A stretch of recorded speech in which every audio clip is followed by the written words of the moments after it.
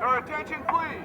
Free cannon shots. Representative of the three ships, the Nina, the Pinta, and the Santa Maria.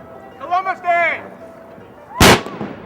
As young as I can remember, we've always celebrated the Columbus Day Parade for our culture. Why is there a holiday to an Indian-killing slave trader? This man was a great navigator. He was a great discoverer. He should be recognized for that. It's not an Italian-Indian difference. It's about the truth.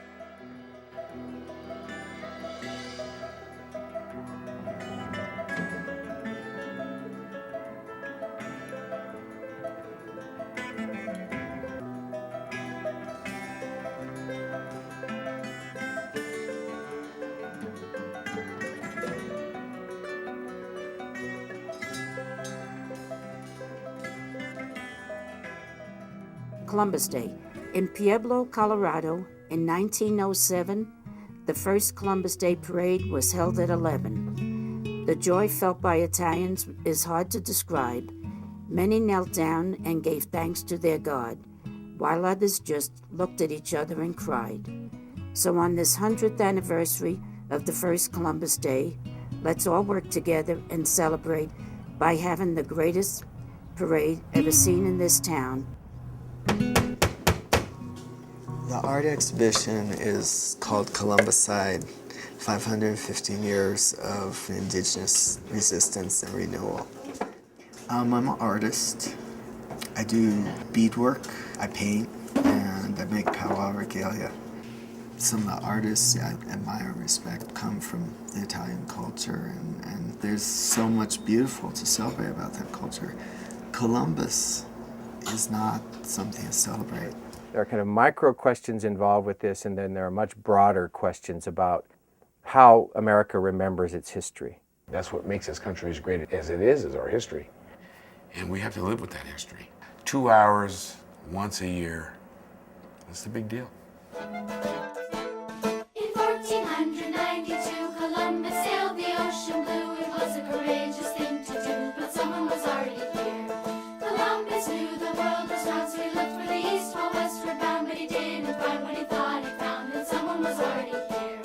The Inuit and Cherokee, the Aztec and the Menominee, the Onondaga and the Cree. Columbus sailed across the sea, but someone was already here. No, it is another glorious day across the Rockies. 5:06, Dan and Craig, 6:30 KHW. Hey, been looking forward to this hour for a long time and discuss, I think, some really important issues about First Amendment rights, right to assemble.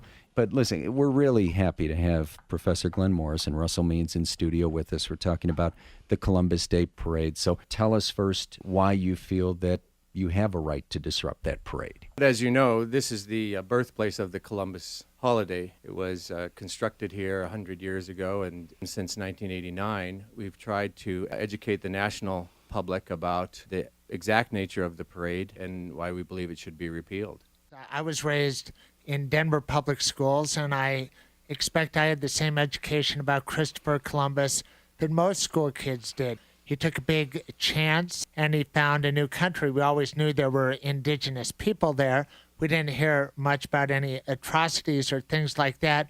So when I heard you, Professor Morris, say last year at the lead of the parade were people dressed as 3rd Colorado Cavalry people, I was concerned about that because of the Sand Creek Massacre, which was a terrible event, and it involved the 3rd Colorado Cavalry. Why the heck would they do that?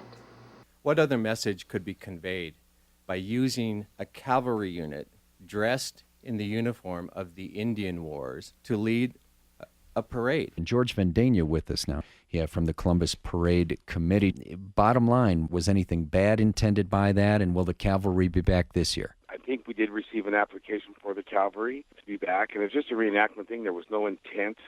I mean, it's totally crazy. They think we go out looking for... To aggravate these people. We don't do that. We just go out and we have a parade. See, isn't that classic? Isn't that classic? This is classic ignorance, and I'm sick and tired of America being ignorant. Hey, what's the matter? Can't you listen?